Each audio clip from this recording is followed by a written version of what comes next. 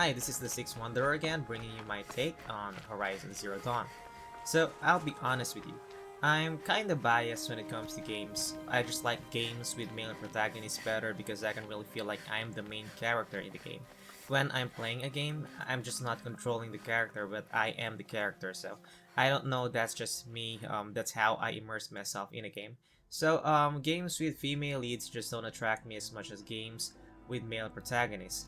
That being said, for someone like me to play this game and not only complete it, but spend almost 100 hours, it really means something, at least for me.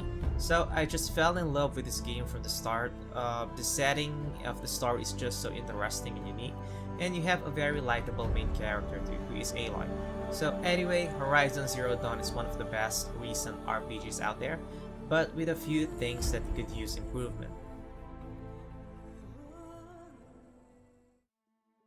So it's created by Guerrilla Games and published by Sony. The game was a PlayStation exclusive, but thank God it came to PC.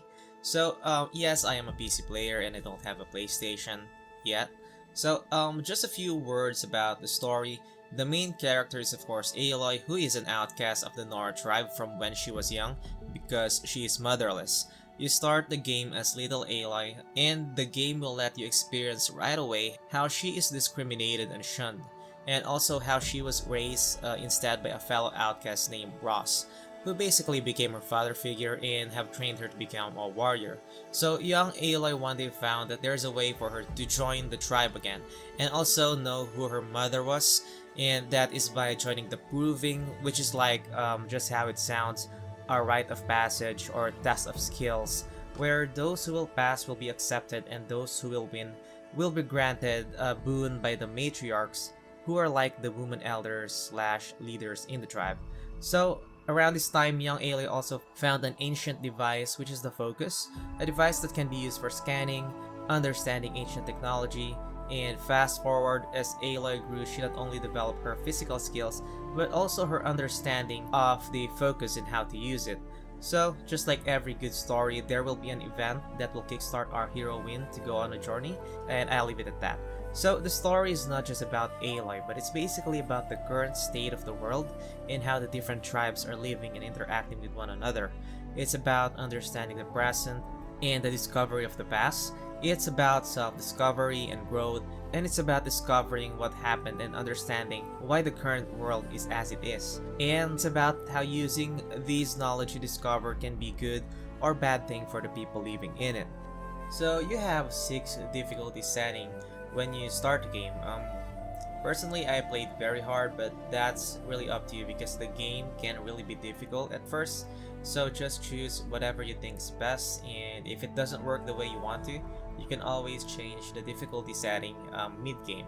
So there is no actual character creation as well, and unfortunately you can't even customize Aloy's hair. The only way for you to change her appearance is to equip her with different armors.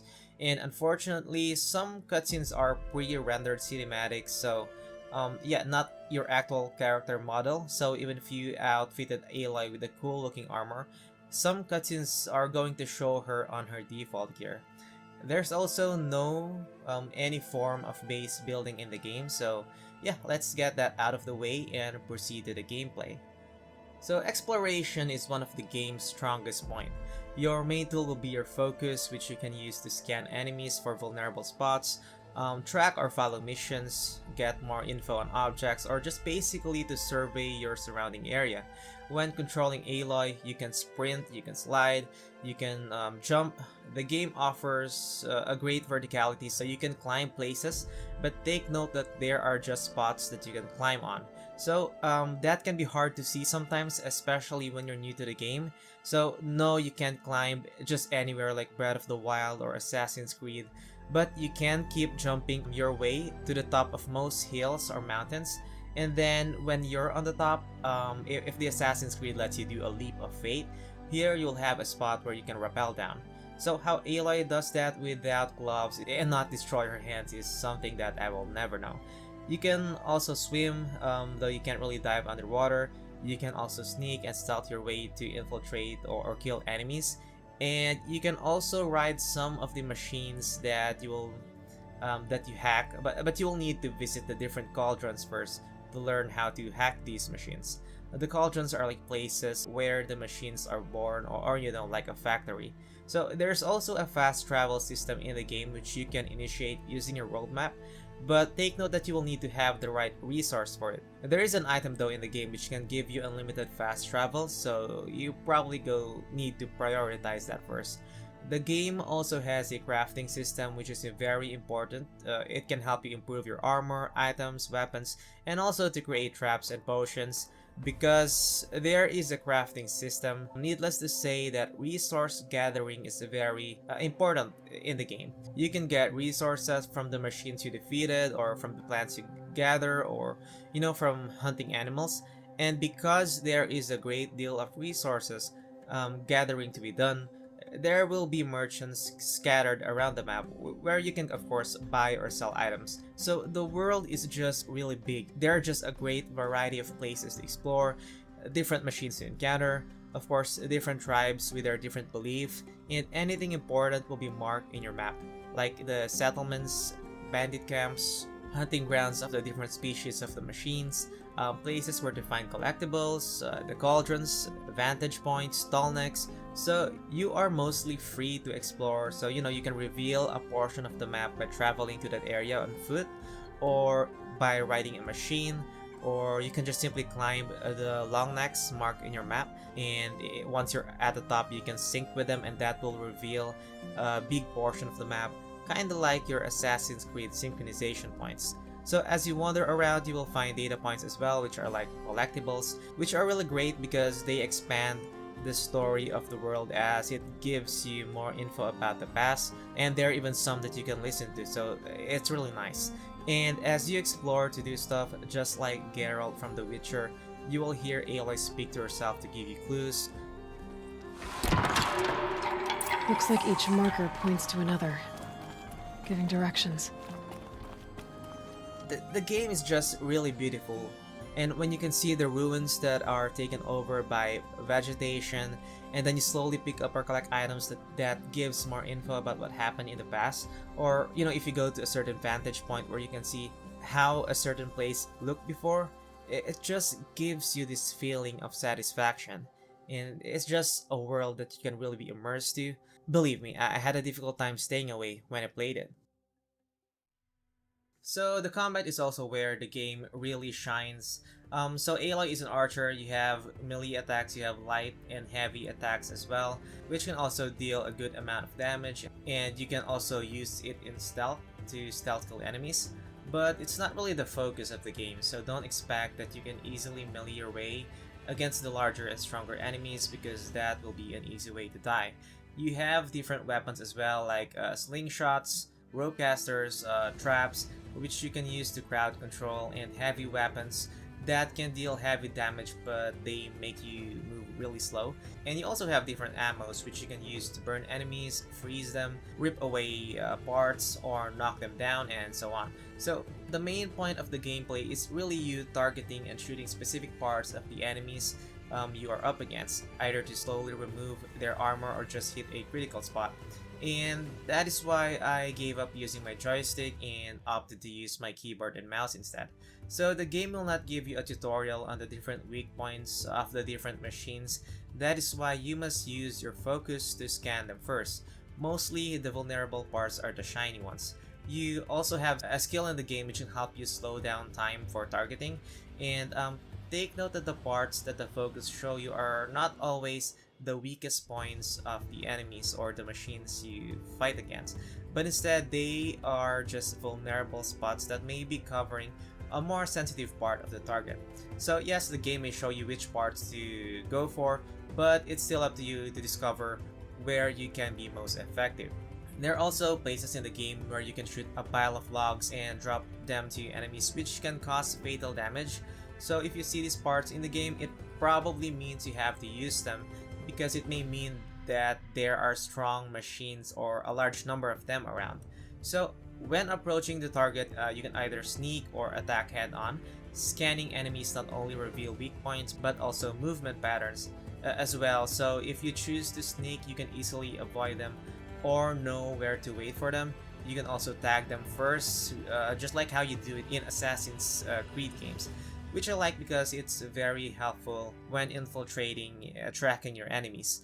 There is also a question mark symbol indicator if an enemy is cautious or is looking for you, and then there is an exclamation which indicates that the enemy see or will attack you. So you will be mainly fighting machines. There are around 30 distinct species of them. You have four-legged ones, flying ones, and machines that resides underwater. The machines really are distinct and designed well. They feel alive and behave like real animals, but just a little more on the aggressive side. There are human enemies as well. Outside the main story, you will most likely meet them inside their camps. Again, just like Assassin's Creed, where you can use your spear to stealth kill enemies, while you can definitely just go straight charging an encampment head on. Fighting the human enemies can be really difficult because first, they can deal a significant amount of damage too, whether they attack you with range or melee weapon. And then second, they have a good AI where it seems like the human enemies in the game were really programmed to attack in groups and gang up on the target. So the combat is just really engaging. You need to keep minding your surroundings because you may accidentally end up being attacked by multiple enemies that you never really intended to engage or to be a part of the battle. So you will be actively targeting and dodging enemies, and you can definitely run out of ammo doing so if you're careless, but you can always craft them if you have the right resources as you dodge enemy attacks. And when it comes to dodging, just mindlessly doing it, rolling to evade enemy attacks can really be unproductive sometimes because the enemies have confusing attack patterns, and they can usually predict where you want to roll or to dodge to, so they may shoot that way first and you may end up rolling towards it. And also some enemies have attacks that will stay in the environment like fire and ice, which may really trap you, giving you a smaller place to maneuver around. And a tip about rolling, just like how fighters in combat sports say it's bad to retreat straight backwards, the same can be said here too. So yes, instead of rolling to backwards, just go ahead and roll to the side. Lastly, the goal is really not to always damage the machines from the get-go. You may have to use your special arrow to keep stripping them of armor first until your attacks become more effective. And the combat is not only fun when you defeat formidable enemies, sometimes it is insanely satisfying as well to narrowly survive an encounter, especially when it seems like everything in the area is going for you.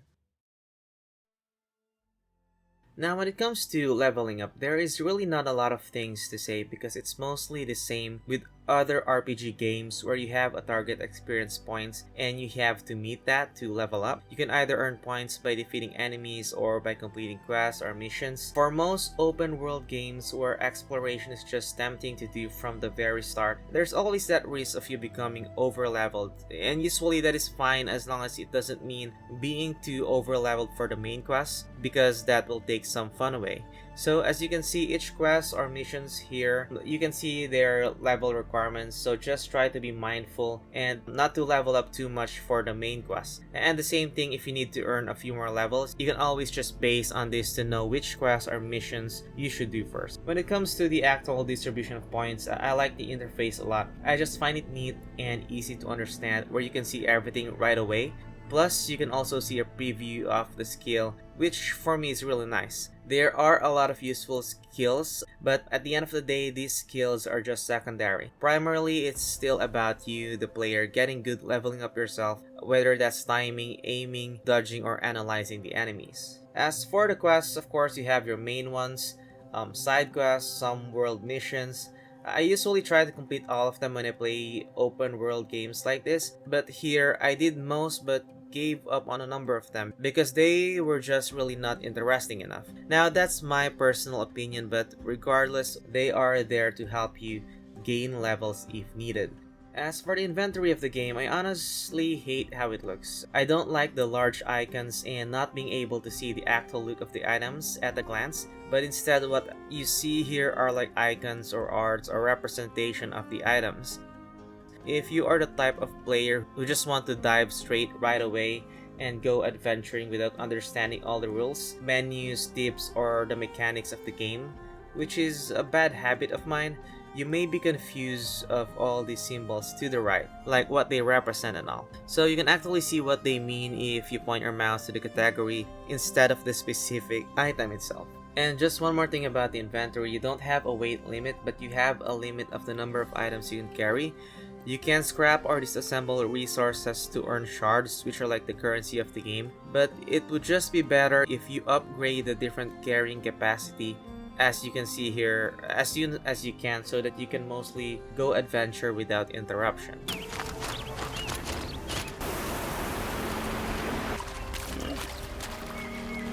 So moving on how the game look and how the game sound, the game just looks stunning. Whether you play it when it was released or whether you're playing it now, 2021, whether you're playing it on a PlayStation or a PC, anyone who would say otherwise is just downright unbelievable. So the verticality, the color of the surroundings, the weather and how Aloy and everything else react to it, the motion of the plants, and of course Aloy's hair in the wind, it's just hands down gorgeous. Of course, glitches are there, a frame rate drops too, but in my experience, they randomly and rarely happen, so it's not something that will stick to you and, discourage you from playing the game. And if someone says that the facial animation can look flat sometimes, well, that's definitely true. Whether that's Aloy or some of the NPCs, sometimes it just looks like they lack emotion when they're trying to express something. But aside from that, you can't really complain about anything else. The sound is great as well, and especially great when you're outside. The sound of plants and animals, some near, sound far. It seems like there's a lot of layers into the sound effects. You hear the machines moving, the water flowing. There's just a great variety which make the world really feel alive. And I like the sound in combat too. The sound effects of you hitting enemies and their vulnerable spots, explosions, or machines losing some of their parts. And believe me, when you have a good speakers or good headphones, it just really intensifies everything. As for Aloy, I just love the quality of her voice, but you rarely see or hear her at the height of her emotions. Whether she's happy, angry, or supposed to be annoyed. So I guess maybe you can just think of her as a very calm character, but I don't know. Way to Meridian just to see me? Have you been drinking? So, I like the main soundtrack of the game too. It's one of those you can remember and play in your head, even when you have not played the game for a long time.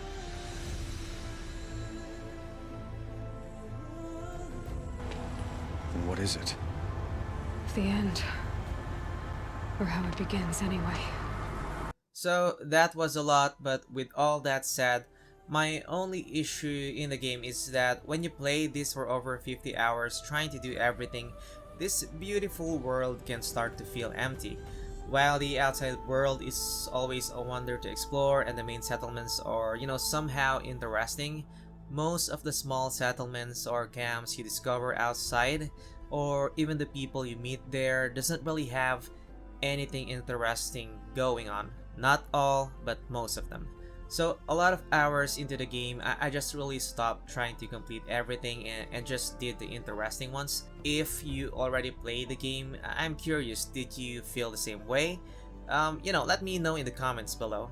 As for the combat, yes, it can get boring battling the weaker machines, but I never really got fully tired of it, even when I became over leveled, because battling the bigger machines and having to evade their outrageous attacks and sometimes being ganged up by a lot of machines are still just really fun. So, all in all, there are just a lot of things that are done really well in this game. And of course, if I have to choose three, then it's going to be the combat, graphics, and the setting of the world that really impressed me. There are not a lot of interesting characters. I would even say that most are easily forgettable, but you have a great main character whom for me is someone you really can relate to and care about. So on a scale of 10, I would definitely give this a 9 out of 10. It can easily be a 10 out of 10 if the game has more interesting characters or places with side story aside from the main ones. But regardless, this is a must play for anyone. I don't care if you're tired of open world games or tired of post-apocalyptic themes, or whatever your reasons are, you just owe it to yourself to at least give this game a try. So, that's all from me. That's my take for Horizon Zero Dawn in PC. If you find this video informative, please hit the like and subscribe button, and hopefully I'll see you on the next one.